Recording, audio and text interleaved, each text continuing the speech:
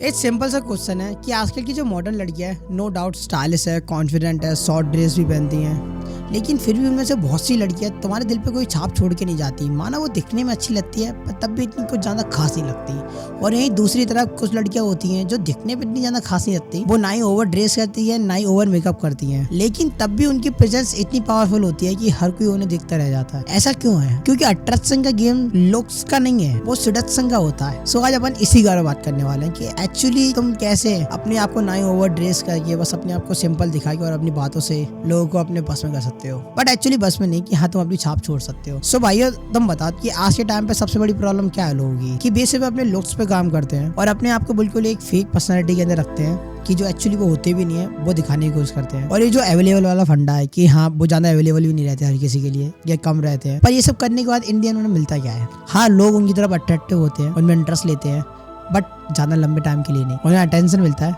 But obsession नहीं। लोग उन्हें जानते हैं पर कोई उन्हें याद नहीं रखता। सो मैं तुम्हें एक स्टोरी सुनाता हूँ कि ये टाइम था कि जब एक वुमन ने कि रोम के दो पावरफुल लीडर को अपने बस में कर लिया था, और वहाँ पे एक मिथ था कि लोग सिर्फ एक आवाज से, हाँ साउंड से उसकी तरफ खींचे चढ़े जाते थे और इंडियन मर जाते। सो चलो तुम्हें एक स्टोरी सुनाता हूँ कि एक रात जूलियस सीजर अपने पेरिस में मीटिंग कर रहा था, तब एक आदमी एक बड़ा सा कारपेट लेके आता है। कारपेट खुलता है और उसके अंदर से क्लियोपेत्रा निकलती, उसके आधे क्लॉथ, उसका कॉन्फिडेंस और उसका फियरलेस जिगरा। सोचो ये एंट्री कोई नॉर्मल ब्यूटी तो नहीं कर सकती, ना कोई नॉर्मल आदमी कर सकता है, ये सिर्फ कौन कर सकता है? क्लियोपेत्रा। इसके बारे में तुम्हें आगे बताता हूँ। तो क्लियोपेत्रा का सीक्रेट क्या था? वो सबसे ब्यूटीफुल नहीं थी लेकिन सबसे मेमोरेबल थी। वो ऐसा क्या करती थी कि लोग उसे याद रखते थे। वो कभी गॉडेस बन जाती थी, कभी फ्यूचर के सपने दिखाती थी, कभी इमोशनल कनेक्शन बनाती थी और कभी डिस्टेंस क्रिएट कर लेती थी। इंडियन उसे प्रेडिक्ट करना अपने आप में बहुत मुश्किल था कि कोई उसके साथ रह रहा तब भी उसे जान नहीं पाता था कि उसका अगला मूव क्या हो सकता है और वो क्या कर सकती है।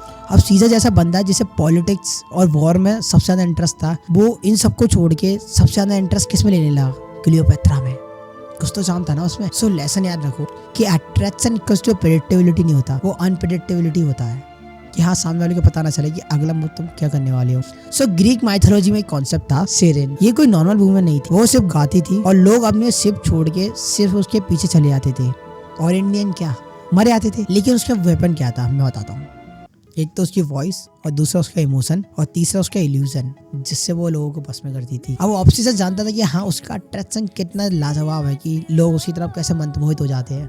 इसलिए उसने क्या किया इससे बचने के लिए? उसने अपने कान के अंदर वैक्स भरवा दिया और जो उसके जहाज का सबसे ऊंचा किनारा था, जहाँ से वो पूरा व्यू देख सकता था, वहाँ पे अपने आप को बांध लिया कि हाँ वो चाह के भी अपने आप को छुड़ा ना पाए, कि हाँ वो सुन पाए कि ये ध्वनि है क्या। सो इससे क्या पता चलता है कि कभी कभी इंसान अपने आप को कंट्रोल नहीं कर पाता, पर वो अपने आप को इतनी दम से कंट्रोल करने की कोशिश करता है कि हाँ वो चाह के भी नहीं जा पाता। और ये बात याद रखना, जो चीज सबसे ज्यादा डेंजरस होती है वो सबसे ज्यादा सेडक्टिव होती है। अब यही तुम सोच रहे हो कि ये तो सब पुरानी स्टोरी है, मॉडर्न वर्ल्ड में ऐसा कुछ नहीं होता। तो मैं तुम्हें मॉडर्न स्टोरी सुनाता हूँ कि हॉलीवुड की एक फेमस एक्ट्रेस थी मर्लिन मोनरो। 90s के टाइम पे इनका नाम बहुत ज्यादा चलता था। सो एक लड़की जो ऑर्फनेज में बड़ी हुई है, लोग इग्नोर करते हैं कि इंडियन उस पर कोई ध्यान नहीं देता कि वो निकल भी रही है, पर वो एक दिन गलती से टैच स्वेटर पहन लेती है और हर किसी का ध्यान उसके ऊपर पहुंचता है कि हाँ ये क्या पहनी है, और सडनली हर कोई उसे नोटिस कर रहा है। और तब जाके उसे रियलाइज होता है कि हाँ अट्रैक्शन क्रिएट किया जा सकता है। फिर वो क्या करती है?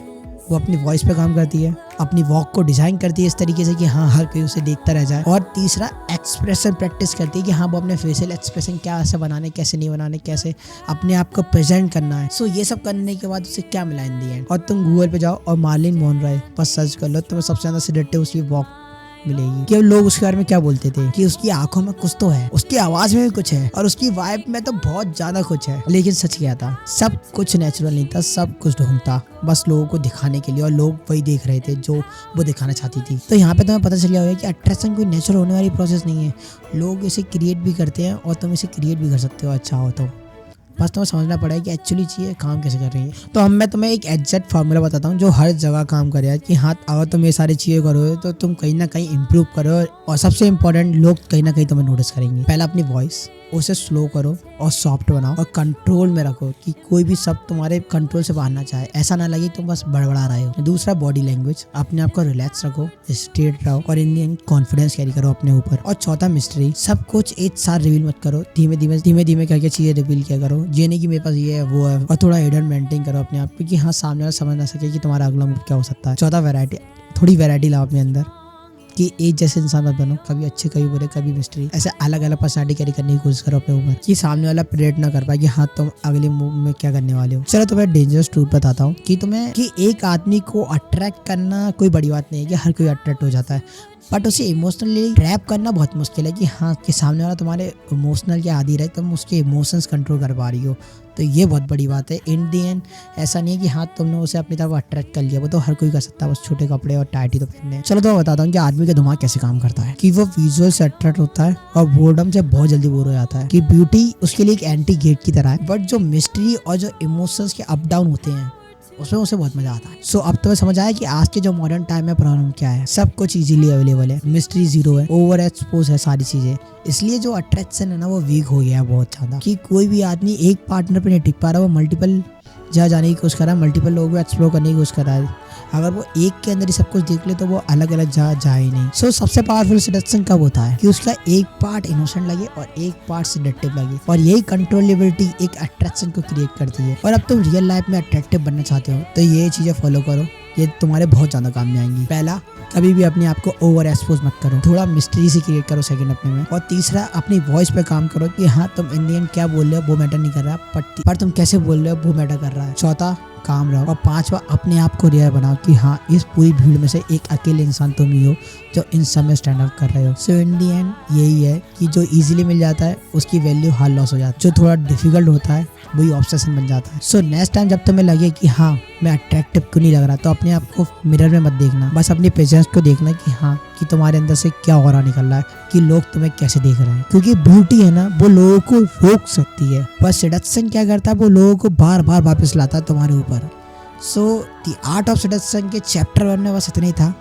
चैप्टर 2 में अपन और ज़्यादा बात करेंगे कि हाँ सारी चीज़ें कैसे काम करती है। सो ऐसी शानदार अपडेट्स के लिए स्टेप अप को जरूर फॉलो कर लो। तब तक के लिए गुड बाय, मिलते हैं अगले वीडियो में, क्योंकि नेक्स्ट पार्ट इससे भी ज़्यादा इंटरेस्टिंग होने वाला है। क्योंकि पार्ट 1 में तुमने बस ओवरव्यू तो जाना है, अभी तो पता चला है कि हाँ एक्चुअली चीज़ें वर्क कैसे करती हैं। So stay tuned for this and goodbye, मिलते हैं अगले वीडियो में।